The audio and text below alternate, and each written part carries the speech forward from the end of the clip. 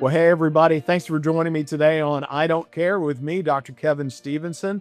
Always appreciate you spending time with me as I talk to hopefully and usually very interesting healthcare related guests. And today is someone who needs absolutely no introduction. If you've been in healthcare longer than about, 5 minutes, you're going to know this man's name because he is synonymous with information and insights throughout the healthcare industry. Please join me in welcoming my good friend Scott Becker. Scott, thanks for joining me on I Don't Care. Yeah, Kevin, thank you so much for having me, Dr. Stevenson. My favorite podcast and my favorite podcast title, I Don't Care with Dr. Kevin Stevenson. There is no better title in the business. Thank you so much for having me today, and thank you. And you look great. You look like you're doing just great. So it's great to visit with you. Thanks, Scott. Yeah, I really appreciate that. And hey, I've got to give you a shout out as well. I've attended a number of your Becker's events in Chicago as a reviewer and as a participant, and really just stellar events. And you and your folks put on a wonderful event. It's always highly informative, and always appreciate the invitation to come up there for that. So looking forward to my next one. We're hoping you'll be there in April, Dr. Stevenson. No, it's a great pleasure. We're big on very participatory agendas. We like to have everybody involved somehow or another, and it provides people at least a little bit. Hopefully, they come back after they're there. It's not that they're going to learn anything new. It's more about, maybe you will, but it's also about just seeing what other people are doing, networking, coming back a little bit more motivated on Monday, a little bit more excited when you get back, and inspired a little bit is the hope that we hope people learn something, they have some entertainment, they network and just come away just a little bit more excited to do what they do, which is hard work. So we appreciate what you all do. So thank you. Well, thanks. I appreciate that. Well, let's jump into, you were on the show a while back and we talked about healthcare trends in 2025. Hey, it's a new year. I can't believe February is almost over, but I wanted to have you on to talk a little bit about what are you and your folks seeing as the hot trends for 2026? Sure. I would say that we look at a few different things. You look at, of course, just continued workforce challenges, but those are becoming more acute at the specialty level than I mean, and I could say that versus primary care. And I don't mean that it's the nurse shortage has been alleviated some. It's still very tight. It's still very tight in certain spots. But the nation and how we educate nurses has accelerated the last several years. So we don't feel like it was quite as behind the eight ball as we were. It's still very tough, though. There's about 175, 180,000 new nurses are produced a year, which is a pretty good number. We probably lose about that many a year, but you're talking about a population of about 4.5 million nurses and so forth, and so critical. Specialists are much more complicated. We're more and more in areas of the country. We're finding the right specialist for the right thing is very, very difficult. As a physician and a hospital administrator, how hard it is to get the right people to the right specialist and what shortages are. It's even hard for people like you or I that have more access than the average American, but to get the right specialist. I was on a podcast last year where there's one neurologist in a spot in Texas for 500,000 people in a time of incredibly increasing dementia and Alzheimer's. Similarly, one dermatologist on a spot in northern Minnesota amongst 500,000 people. And that's just those numbers just don't work. Oncology is about 2.1 million new oncology diagnoses a year. Again, the numbers just don't work. The information overload for oncologists is brutal. The ability to take care of people and not burn out is brutal. We're just very short specialists. Now, people say we're very short primary care, and we are, of course, but the basic math is people say we're about 200,000 primary care doctors short. And so the reality of primary care is as follows, and this is not the preference. I love my primary care physician. I've had the same one for 30 years. I know in many places of the country, as soon as he retires, I probably have to find a concierge physician, which is no good. And so when I talk about trends, I look at the primary care shortage. I almost view that as lost, that we're going to lose the war on primary care. We'll have to make it up through lots of PAs, nurse practitioners, and others, and technology. But I sort of view it as we better fix the subspecialty thing. More and more you meet somebody who's got some sort of cancer, and that just is an impossible situation. You and I are of the age where plenty of people that have had horrendous diagnoses, and it's just really challenging. I think subspecialties really, really hard. Primary care, we've got to find a way to make 90% of that done by PAs and nurse practitioners and so forth. And then in terms of nurses, technologists, technicians, all kinds of other areas, we've got to keep on working on those things. So that's one trend, is a workforce trend. A related trend, I would say, is the tiering of healthcare.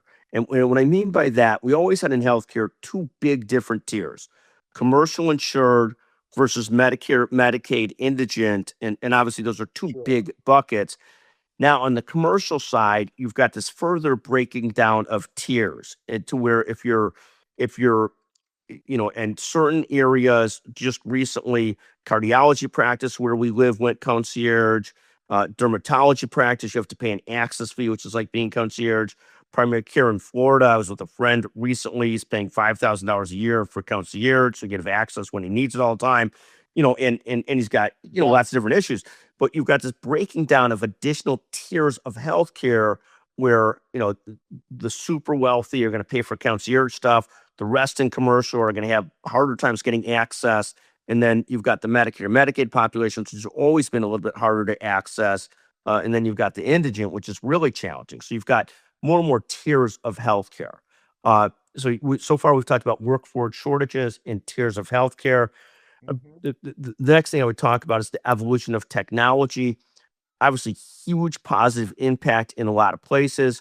Some places more on the administrative side than the clinical side, but a cascading amount of use cases, AI and technology. But I think the error that we could make is to think that it's going to replace the need for labor and people. I think it's going to be both technology and people to make a difference, to make it work. So those are three of the trends we start with. We could talk about medical education. We talk about the pharmaceutical world. There's Mhm. just so many different things going on in healthcare.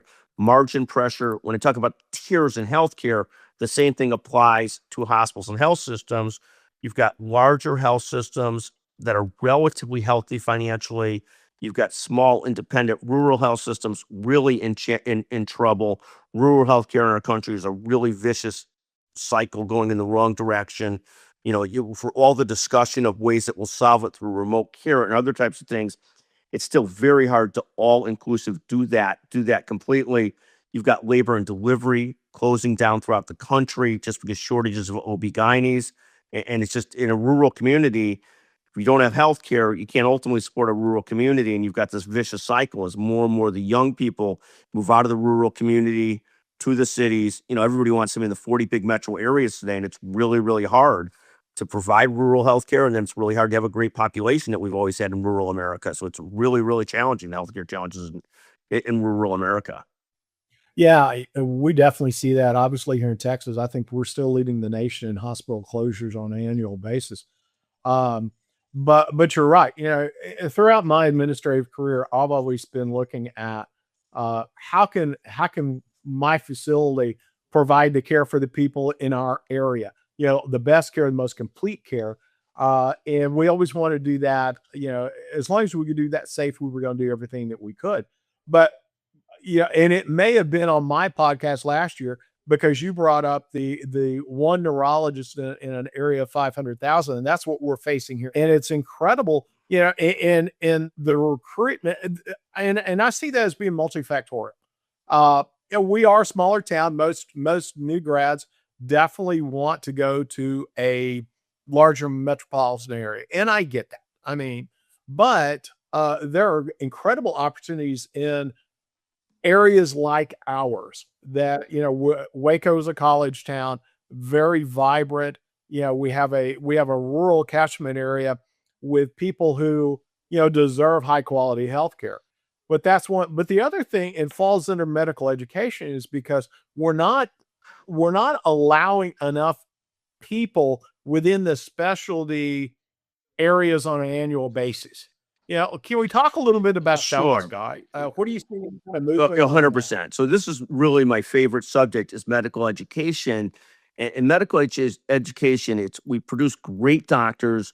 We do so horrendously inefficiently and horrendously expensively. Mhm. And I contrast it to the nurse shortage. And this is why I think this is so fascinating. Over the last few years, we've accelerated nurse education. We produce about 180,000 nurses a year, somewhere in that number, which is a remarkable number. Hmm. Years ago, they said we couldn't produce anywhere near that many nurses a year because of nurse education, because of them need to do rotations, other kinds of reasons. And we've expedited that tremendously. It's almost one of the things that's led to the takeover of primary care by nurse practitioners, by PAs and others. There's just enough nurses and PAs or close to it. There's not nearly enough doctors. Now, the medical education issue is as follows. Somebody in this country goes to 4 years of college, 4 years of medical school, 3 to 4 years of residency, often a fellowship, and they're not out practicing till they're 31, 32. And of course, by 40, 45, a good deal of physicians are part-time of some sort, not fully, but some sort. And, so with one of my close colleagues who's a healthcare consultant, his wife's a pediatrician. She now works part-time. She's able to do it remotely. God bless her. Fantastic. But this is the way of the world. Hmm. You got a huge percentage of people going part-time by 40 to 45. We don't even get them into the workforce till they're 31, 32. And this is just a math issue. Number of doctor hours per our population at 350 million is just a really challenging issue. And when you talk about what you could do about this from the medical establishment, the thoughts are all over the board. I mean, obviously, nurse education, we accelerated the last several years. People would say it's imperfect. No question it's imperfect, but it's far better than producing 130,000 nurses a year. We're just in a much better spot than we were. On medical education, other countries, and we are the beneficiary of this, produce doctors that are ready to go by 27, 28. And we're huge beneficiaries of that. People come here from India, great physicians, thank God for them, and other countries too. India is the one that's Yeah. most top of mind because, but the person that's to replace my mom's hips is from India, fantastic doctor, but was ready to practice by 27, 28 because he went straight to medical school. And again, that's not right for everybody, but there's no way we're solving this problem without accelerating medical education. There's just not enough people that Hmm. I mean, there's about 20 to 25,000 medical school spots a year. There's about 20,000 residency spots a year. So we need more residency spots. We also need to make it shorter, more attractive. I don't care what anybody says. We want the very best and brightest going to med school. We're not just trying to fill up med schools. We're trying to get the best and brightest to med schools that are creative, smart, scientific, research, everything that can do the whole thing. And not every single person has to be brilliant, but we want to attract the best and brightest. Right now, 50,000 people apply to med school, 25,000 get in. We produce about 25,000 doctors a year. We retire about 12 to 15,000 doctors a year. And we've got a huge aging, growing population. So I mean, we've got to fix that. We've got to fix that so that people can be out of med school practicing by 27, 28. I mean, and when people say it can't be done, well, we have doctors here from Brazil, India, a lot of other countries, and thank God we have them. Thank God they come here because that helps to alleviate the shortage. And in a lot of those countries, they're done by 27, 28, 29, not 31, 32. And they come out with not as much debt and much more. And just there's got to be answers to it. It's not perfect.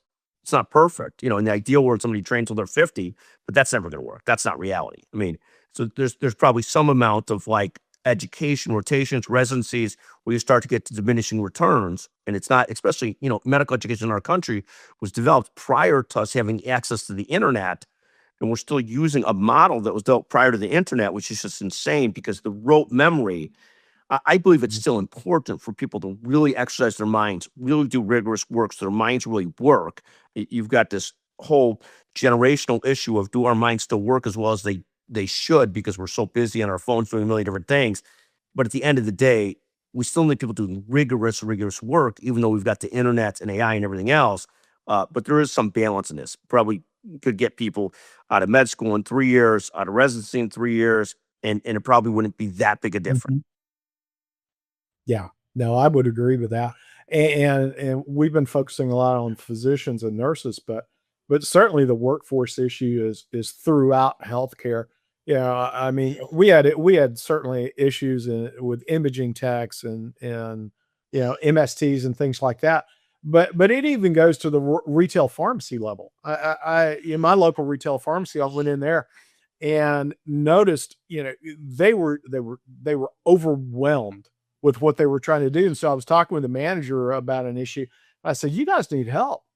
And she said, yeah, she said, I haven't seen it this bad in my 20-year career, but you should see the applicants we're getting. And I think, I mean, and Scott, I believe we talked about this last time. Yeah, one of the big issues that COVID really exacerbated for everybody, healthcare was always a noble profession. Everybody was interested in either being a physician or a nurse or whatever. But COVID showed people how difficult healthcare really is at the bedside or at the patient level. And so a lot of people said, that works a little bit too hard for me. 100%. I mean, you have a nurse that's a close friend who's a nurse basically said, I want to go back to work. I want to do anything but be at the bedside. And of Yeah. course, the bedside's where you need people the most. It's almost like you get a whole generation, and this is not right or wrong. Husbands and wives, the wife's the doctor, the husband's the spouse, the husband's doctor, the wife's the spouse, whatever it is. You got husbands and wives. They only want to go to the top 40 or 50 metro areas. And it's not, you can't blame them. That's their choice. They don't have to go rural areas. But so when somebody's like, I'll do any nursing, but I don't want to be the bedside. I'll do any doctoring, but I don't want to be in a rural area. That just, we got to figure out a way to solve that. And you're not going to solve it by forcing people. You're going to solve it by creating more doctors, more specialists, more nurses, and technology solutions. But some of them do require hands-on people, not just technology solutions. So you got to figure out a way to sort of create more doctors to where, it used to be, and this is hard too. It used to be that you'd advertise in a smaller community, you're still getting better commercial rates, you're still making a better living. And that basically that differential is not there anymore. It used to be that somebody can go to a small mid-sized town, he or she could be the king or queen of that town. They could own local real estate. They could do all kinds of things. They could be an entrepreneur. But those opportunities to make above market monies are much harder than they were a generation ago. So it's much less alluring.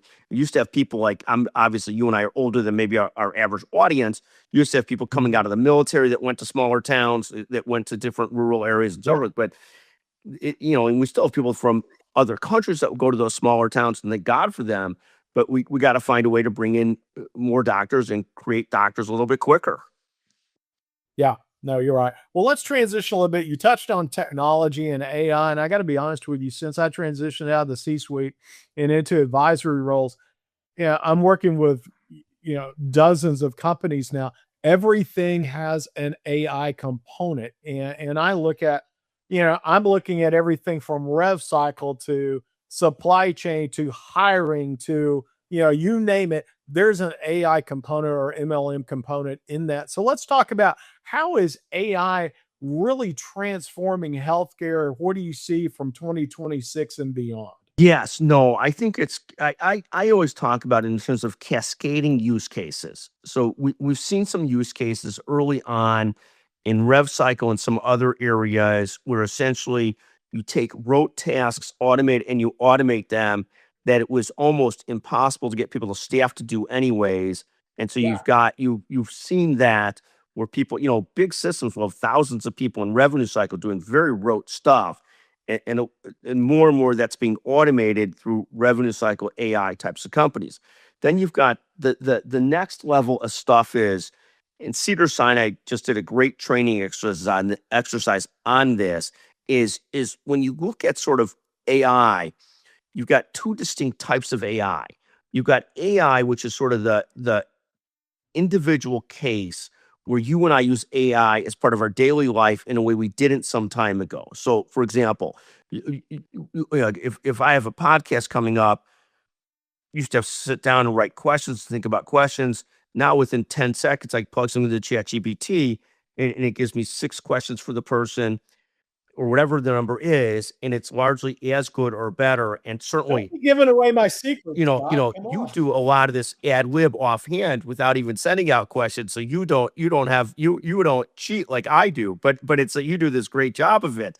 But but what happens is, like, for so many of these things, and what I get to is individual use cases versus enterprise use cases. So what you see in systems is this effort to sort of move from, all of us are getting exposed to AI in different ways. For me, it's mostly day in, day out, plugging in ChatGPT questions one way or another, or something, whatever I'm doing, whatever I'm looking at, thinking about, and so and those are what I'm calling individual cases.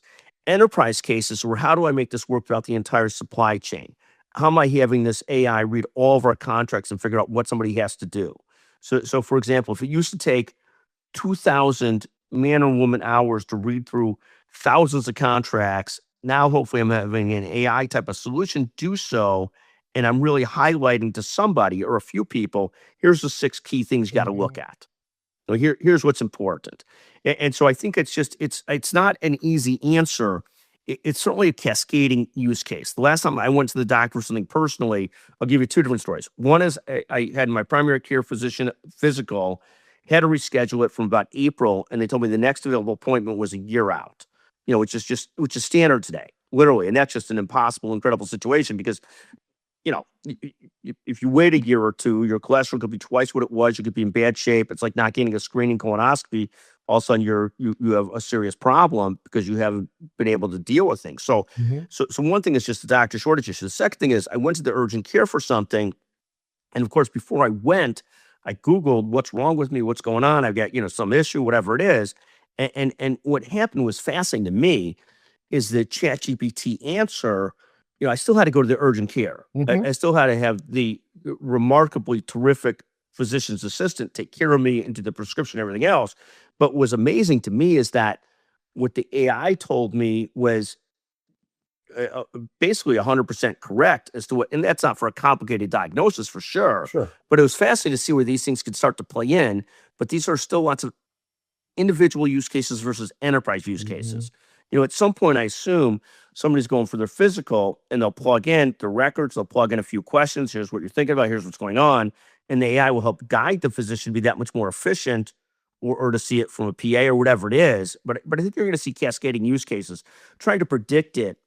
Obviously there's areas where it's already happened, predictive analytics, other areas, the rev cycle. We're already seeing really strong implementation of AI. Ambient listening is something that's really moving along, which is taking away some of the doctors' need to spend so much Mhm. time recording and taking records. So you started to see use cases really involve themselves and really be used and accelerated. Predicting the next use cases, for me, it's really observational. Like I would have never been able to predict that the iPhone would be as all-encompassing as it is for so Right. many of us. You and I grew up in a time when there wasn't iPhones, when there Mhm. wasn't really cell phones. They were just becoming a thing. So the idea that the iPhone would have everything on it, so much of your life on it and what you do on it Yeah. is incredible. And I think AI and the evolution of it, I mean, the good thing is there's so many bright minds working at this, trying to figure out how to make it work, make it useful. You know, but we're not at a spot where AI yet does replaces that neurologist, replaces a psychiatrist. Psychiatrists, we've got horrible shortages, doesn't replace the brain surgeon. That's why I think as we move forward, AI is likely going to supplement a ton of PAs and NPs and others to do primary care really, really well with some Mhm. primary care oversight. It's going to take longer to do it in some of the specialties, and we better figure out a way to populate some of those specialties, or we're going to be in real trouble. Yeah. No, I really agree with that. I know, last year before I left my hospital, we added the AI packages on both of our MRIs. And of course, yeah, as soon as the radiologists hear that, they start panicking. We're going to lose our jobs. Like, no, we're not. It's actually going to give you more time to read. And once they got into it, they recognized absolutely it improved their quality of life. And so, I think we're going to see the utilization of AI, as you said, across all specialties, but it just to enhance that because you've always got to have a human involved because AI is just going to give a very agnostic, very impersonal answer. So you've got to have that human to say, okay, that answer is fine, but we're talking about somebody in an emotional state or whatever. There still has to be a higher level decision. 100%. And I'll give you 2 examples of that, which I think is right on. One is people are using more and more of the GI products with their colonoscopies, different AI type tools, very much radiological, diagnostic, et cetera. And the gastroenterologists are using those heavily, swear by the fact that it's improving their ability to do what they do. That's finding stuff they wouldn't otherwise find, steering them to the right place, and so forth and so on. I think that's right on. I think the fascinating spot is, Mhm. if you're a financial advisor, there's this perspective that, oh my God, AI can replace me because like AI can allocate my portfolio better than I can, better than a financial advisor can, et cetera, et cetera. What happens is the financial advisor When the market goes down 3%, the person on the other side whose portfolio it is wants to talk to their financial advisor and get comforted and so forth. And there's a human plus technology component to all these things that I think is just so very, very important. And I don't think we're getting away from it anytime soon, if at all. I think there's always going to be like when you're a patient in a hospital, and one of the beauties of healthcare is no matter who you are, you or your family's also a consumer and patient at some point. When you're at a hospital and that floor you're on at night has several nurses or people on it, that is far more comforting than when it's a floor that feels like a desert. And that's Sure. partially emotional, partially real in terms of health and wellness. But it's I think it's both. I think it's people and technology for almost everything. Yeah. Yeah, I would agree. Well, yeah, and I look at other topics that I see, that I hear a lot of people talking about, the hybrid virtual care models and the personalized medicine. All of it has that AI component to it. We talked a little bit about access early on, and again, one of the good things about COVID was the broader acceptance of telemedicine. I was at a facility back in the early 2000s in outstate Nebraska, and there's quite a few people out there, and as we said, not a lot of doctors, and so telemedicine was a real godsend for those people. And but so many people just they were so bought into, I've got to physically see my physician or my provider, and when COVID happened and they couldn't do that, you know, telemedicine became more acceptable. And I think that's going to help us with our extension. We're already seeing that for primary care and specialty care Uh, as uh, well. And then no, go there's ahead. no way around that. It's a huge improvement, and it's great, and it's got limits. I mean, it's great and it's got limits, like so many things. It's like, you know, it's fantastic. It's a 2x solution versus a 10x solution. It doesn't replace the doctor, because gives the doctor much more time. We were talking a moment ago about the pediatrician. My friend's wife was a pediatrician. She's able to work remotely now, and she wouldn't be in the workforce if not. She just couldn't do it because Yeah. of all the things she's trying to accomplish. And so, thank goodness for the telehealth. It's a huge positive for my parents who are 87 and 92. The telehealth has shortcomings because they'll be on the phone with the doctor. They can't quite get connected in the right way. I remember the last bad telehealth visit, my mom ended up in the emergency room only because the doctor couldn't tell that she was dehydrated. That was one of the problems. She just couldn't understand what Yeah. the problem was. And it's like, and the other problem was like, even I do so many of my podcasts by audio. We're on video now, and even video is better than audio because we're both that much more fully present. And so there's still a huge benefit to being in person with the doctor, where the doctor really gets that gestalt feel for things. But I don't know if we're going to lose that just because of the just the efficiency issue, that there's no way around it. But there's still a huge positive when you go into the urgent care and feel like somebody actually looked at you, talked to you, saw you, so you sort of felt like they saw the holistic view of you versus just the telehealth. But there's no way around it. But to your point on telehealth, the first use cases for telehealth were radiology, because you just couldn't staff a lot of markets with radiologists. Those were the original use Hmm. cases. And so even with the advent of all of the AI, all the telehealth, we're still in a spot where we have shortages of radiologists, uh, particularly, oh my goodness, you know, interventional radiologists, but we've got shortages of doctors, even where we thought telehealth was going to solve everything, or AI was going to solve everything. So I come back to, we better do both, people plus technology. The technology is fantastic and getting better, but we also need doctors and just Absolutely. Well, hey, in the last few minutes, I want to talk a little bit about interoperability as well. I mean, we're seeing that as a huge topic of discussion. Being able to provide the data across platforms for providers and payers and patients and everything. What are you hearing? What are you seeing about that? yeah, no, it's so important. It's obviously getting better. It's like years ago, you'd go from one medical institution to another medical institution, and they wouldn't have your records. They wouldn't be able to find out anything about you, and it would be a huge hassle to get the records back and forth. And by the time you did so, whatever problem you had was likely gone anyways. And so the interoperability is a huge improvement.